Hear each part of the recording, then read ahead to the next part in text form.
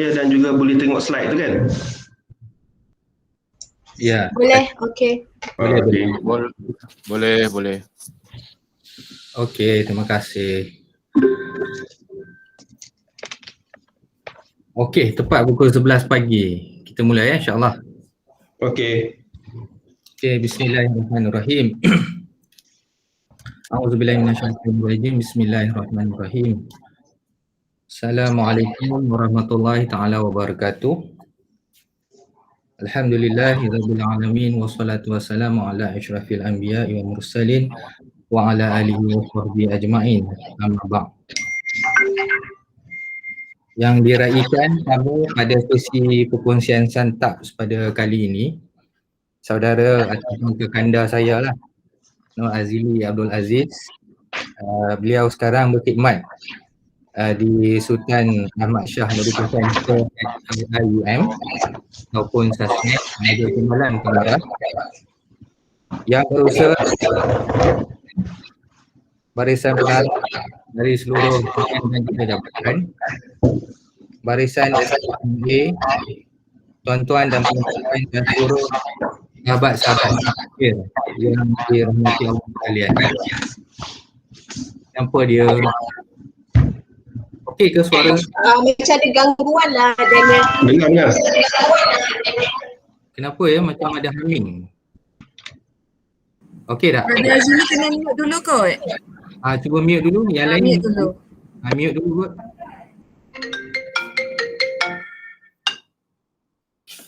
Saya call kejap lagi, saya ada online.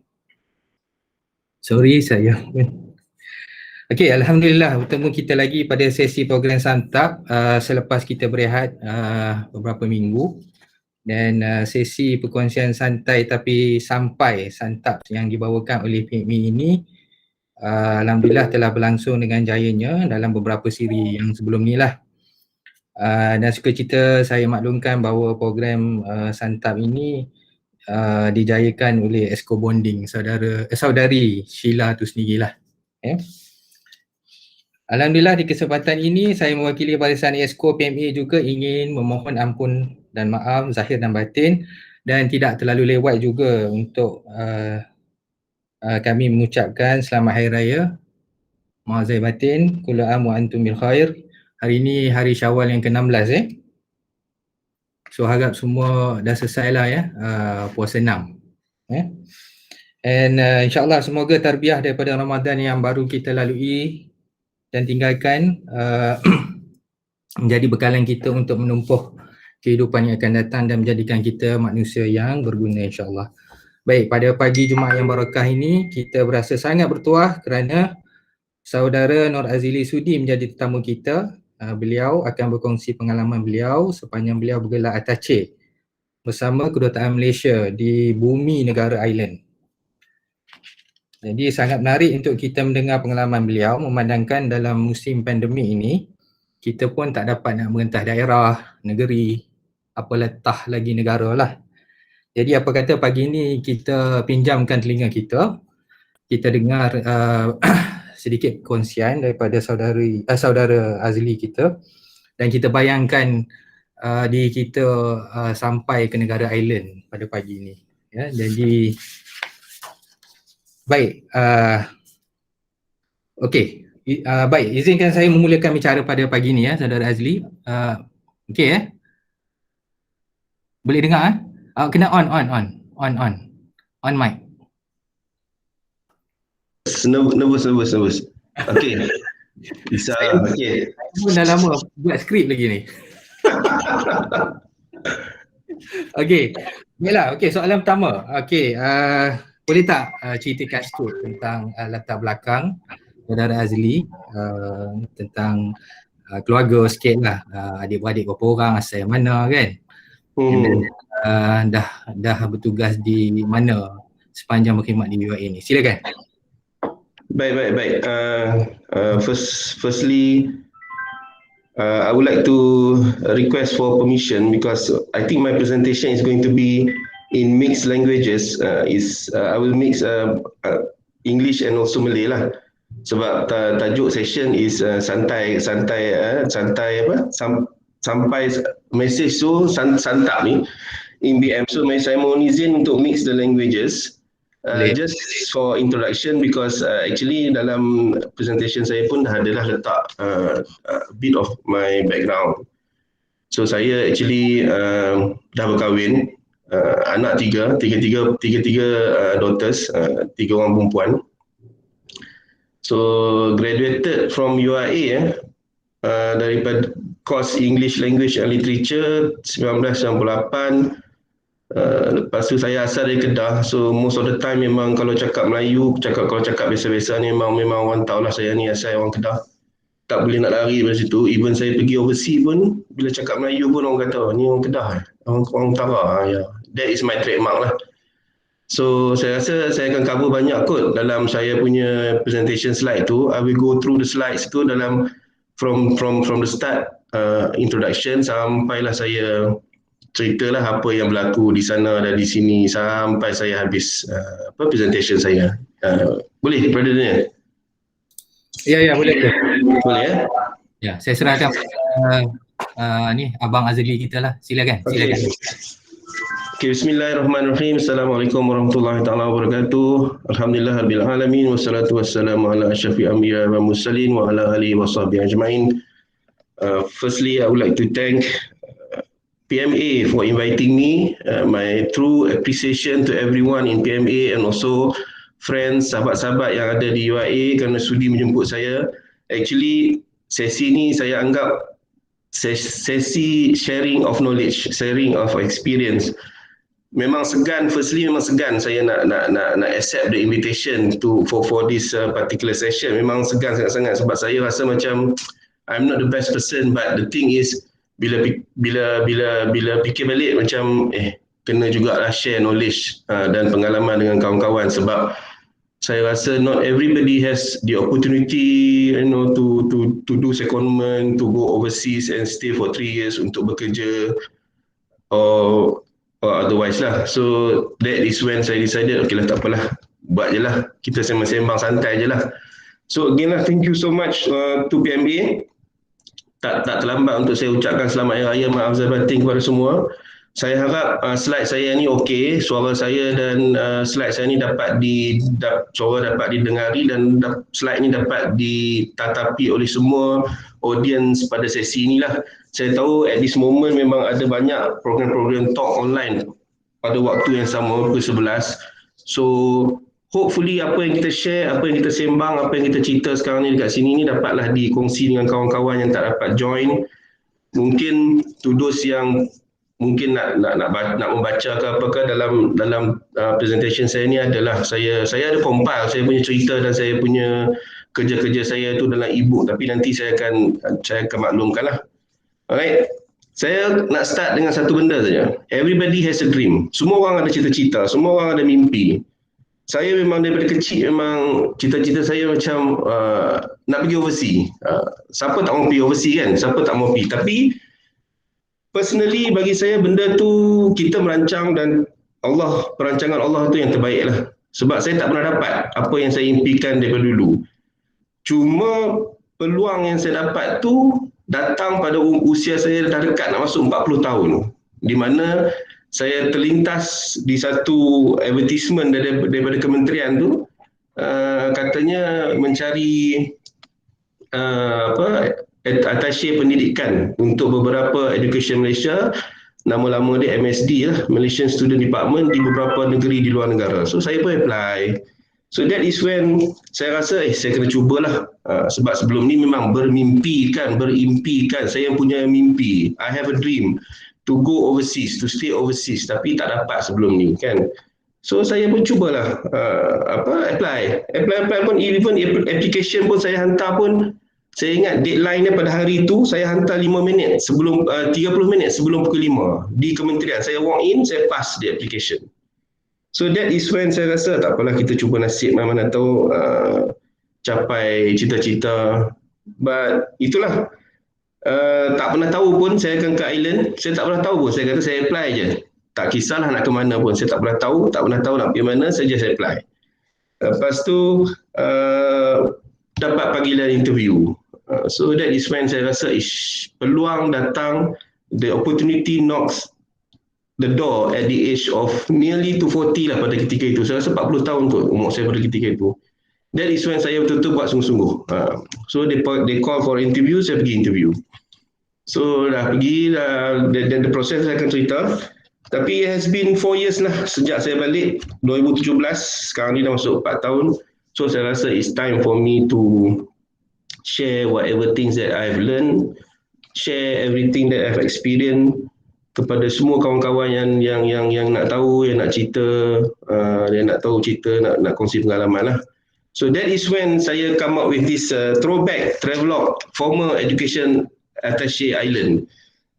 Looking back at the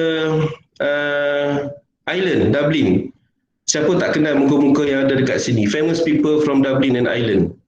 So kita ada literary figure, kita ada Liam Neeson, kita ada pejuang kemerdekaan untuk Ireland, kita ada kumpulan U2.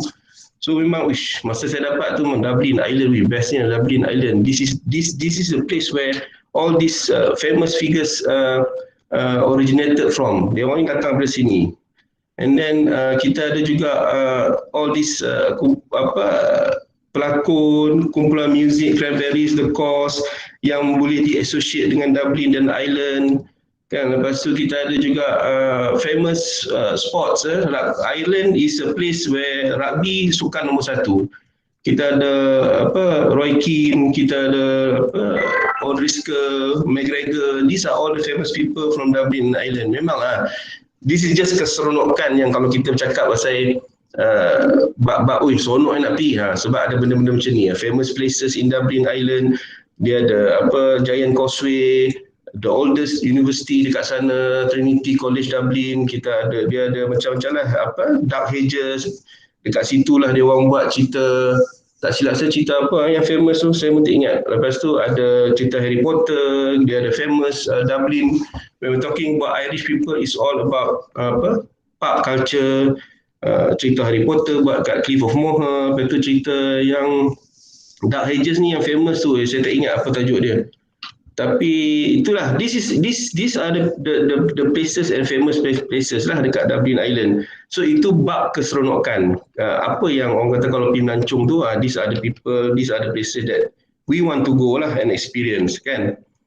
Next, we move to agenda. Okay, dalam presentation saya ni, dalam sharing session saya ni, saya akan bercerita, ada 6 agenda di mana first kali akan bercerita pasal who am I, asal mana, and then the process of what you call that, the process of application for education attaché, apa tu duties of education attaché, and then we move to the challenges and experience, and then some of the memories, benefits and tips lah.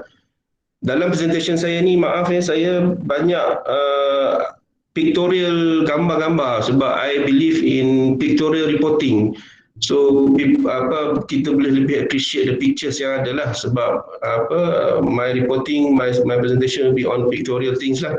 Okay, these are the 6 agenda yang saya akan cover. Now we move to the first. Okay, siapa saya? Ini tadilah yang berada ni cakap background kan. This is my first agenda. So as you can see, saya memang grad daripada UIA, from Bachelor of English Language and Literature, dan saya juga dengan bangganya saya memang selalu pergi mana-mana pun, even kami dekat overseas pun, masa meeting di UK ke di London ke apa, memang saya memang bangga, saya mengatakan saya grad UIA dan saya staff UIA. So you boleh imagine masa tahun 2014 ke 2017, ketika pada meeting di London, tak silap saya, di Malaysia Hall London. Dalam meeting tu ada 9 officers JPA, MARA and also Education Malaysia. Dipengerusikan oleh pada ketika itu Tan Sri Madinah, dia masa tu tak silap saya KSU kepada kementerian pada ketika itu. Daripada 9 officer yang attached to dekat London office tu, 7 daripadanya adalah staff adalah graduate UIA. Daripada JPA, daripada Education Malaysia, daripada Higher Commission Malaysia, 7 daripada 9 pegawai yang dalam meeting bersama Tan Sri Madinah tu, 7 graduate daripada UIA. Even Tan Sri Madinah keluarkan statement pada ketika itu kepada semua yang hadir, dia mengatakan we have to learn something from UIA, macam mana grad UIA boleh banyak ada kat overseas. So that is something yang kita boleh banggakan lah dengan UIA. Sebab UIA memang saya kita tengok mana-mana embassy ataupun mana-mana higher commission yang kita pergi dalam dunia ni, mesti ada seorang grad daripada UIA. So that is I'm very proud to say that I grad from UIA, saya staff UIA. So that is me lah. So right, that is what about me. Okay, next I will move to this is my experience, my working experience before I join UIA. Saya pernah jadi lecturer dekat Kuala Legenda Langkawi. Dan pada tahun 2000 sampai 2003 saya pernah menjawat jawatan customer service trainer dekat Time.com Berhad sebelum saya join UIA tahun 2003. Period of my secondment ialah pada tahun 2014 sampai 2017. Saya disecondedkan to Ministry of Higher Education pada ketika itu sebagai Education Attaché EM UK dan Ireland dan dibaskan di Dublin. Nak bercerita pasal bila dapat tu interview memang kena 2 kali lah interview. 2 kali untuk dapatkan jawatan Education Attaché. Bila nak mendapatkan tempat tu, saya pernah di interview, dia tanya nak ke mana. Saya kata paling dekat lah tuan, saya rasa Jakarta pun dah cukup okey. Dia macam tengok saya, dia kata, you cakap betul-betul you nak pergi mana sebenarnya ni? Lepas tu saya kata, Jakarta lah tuan. Kenapa Jakarta? Why Jakarta? Dia kata. Saya kata dekat. Lepas tu senang, budaya pun lebih kurang sama. Lepas tu dia kata, ish, tak boleh ni, you kena pergi tempat lain. Dia cakap macam tu. Ketika saya terima call daripada kementerian, saya ingat lagi, saya duduk bekerja dekat Gombak, UIA Gombak. Office saya masa tu, Office of Industrial Link. Call masuk, dia kata kat saya, Cik Nur Azli ya saya, Cik dah dapat ditawarkan ke Education Malaysia London. Sebab pada ketika itu saya ingat lagi, masa interview, orang bagi tips, jangan minta tempat-tempat yang downhill punya posting. Paris, London tu, downhill posting tu is a hotspot punya posting macam kat US, kat UK, kat Australia, dia kata jangan minta. Itu tempat-tempat yang orang kata apa, downhill punya posting lah, yang kelas yang posting. Apa so, dia? Kelas posting yang apa, tempat-tempat yang hebat lah. Oh, kayangan lah kot. Kayangan, yes, kayangan. Kan dekat downhill, kotak downhill tu kan dia ada Paris, London, New York kot, tak silap saya. Oh, tak tahu, tak isap okok. Tak isap okok, kita tak isap okok, tapi orang cakap that is Paris, London, New York tu kan. Okay. So lepas tu dia kata jangan minta. Saya kata minta tempat-tempat lelaki-lelaki. Saya kata tak apa, nak minta, saya minta Jakarta lah. Dia kata tak apa. Bila saya terima call, dia kata Cik dapat tawaran ditempatkan di Education Malaysia UK dan Ireland di London. Saya kata biar betul sebab masa tu kan famous, tak silap saya 2013 tu famous dengan panggilan hangit kan. Saya kata ini panggilan hangit ke ni daripada radio ke? Tak Cik, ni betul. Saya hang up the call. Lepas tu saya call sekali lagi. Saya kata betul ke ni? Dia kata ya, Cik akan report duty ke London tapi Cik punya base di Dublin. Itulah first yang saya dapat information, yang first saya dapat kata saya kena pergi walaupun saya report ke pengarah di London tapi saya punya base, maksud saya tempat kerja saya di Dublin. That was the first. Saya agak terkejut, memang saya tak sangka lah sebab saya pun saya rasa Sister Salina masa tu dia dah pergi ke Sydney sebab dia antara yang first batch yang pergi dulu. Saya batch yang kedua. So that is sebahagian ataupun very brief about my working experience dan pengalaman saya lah. Macam mana saya first dapat notis mengatakan yang saya diterima untuk dilantik menjadi Education Attaché di Education Malaysia. Okay, so sekarang ni we move to the process, which is agenda number 2. Proses dia yang saya tahulah pada ketika itu application ada 1000 application untuk jawatan Education Attaché yang dipanggil untuk first interview 100 orang tak silap saya. Lepas tu interview kedua dalam 39 orang. Lepas tu jawatan yang hanya kosong ada di 29 jawatan yang kosong. di negara-negara yang tertera di skrin lah. So that is how the process looks like. And then we move to the duties. I will share to you with what are the duties that education attaché need to do. First is we look at from my side, from my point of view lah. Yang gambar kat atas tu, that was the first day saya report duty dekat sana. Daripada gambar yang atas tu, yang grade URA ada 1, 2, 3, 4 orang. Yang ni pejabat Education Malaysia UK dan Ireland lah. Ada 4 orang, Ustaz Khairan, saya Asra, Taufik dengan saya. Tapi yang 3 orang tu memang junior lah. So coverage bagi pihak saya pada ketika itu, saya dimaklumkan saya kena cover Northern Ireland dengan Republic of Ireland. Maksudnya kepulauan Ireland tu, Ireland ni kalau you tengok peta tu, map tu, Ireland tu sebelah UK. So Northern Ireland dengan Republic Ireland, itu saya punya coverage, the whole pulau. Dia kira macam education, wakil pengajian tinggi for Malaysia to Ireland. So whatever things related to pendidikan dan pendidikan tinggi di Ireland dan Northern Ireland, itu di bawah tanggungjawab saya. Lepas tu saya juga kena manage the academic and social life of Malaysian students in Ireland lah. It's not just about their academic performance and academic achievement, but I also need to look at their well-being, welfare, dia orang punya benefits, so on and so forth lah. Sebab kadang-kadang tu sebab dia student Malaysia banyak di Ireland ni, sebab dia orang banyak buat course medik dengan accountancy. So that is for the scholarship punya student, but for private student banyaklah course engineering, banyak Chinese, Indian engineering, banyak lagi course-course lain lah. So that is the 3 top thing that covers my duties. And then we move to the next one. Pada Azli, Ya. sorry. Audience kata slide tak nampak lah. Boleh, saya rasa sebab saya pun nampak highlight tu pada Azli je. Boleh tak stop dulu presentation and then try masuk balik? Saya stop dulu, saya masuk balik. Try. Okey, sekejap.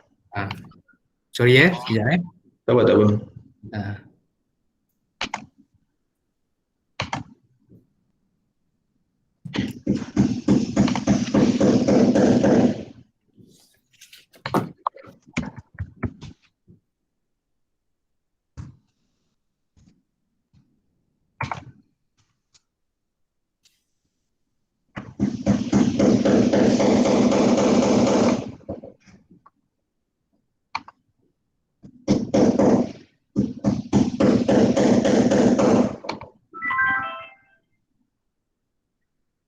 Siapa ada keputusan untuk ni? Kat sebelah ni, dia pun tengah renovate. Ada bunyi bertukang. Habis. Okey. Sekejap. Nampak kan? Nampak. Yang the rest nampak tak? Saya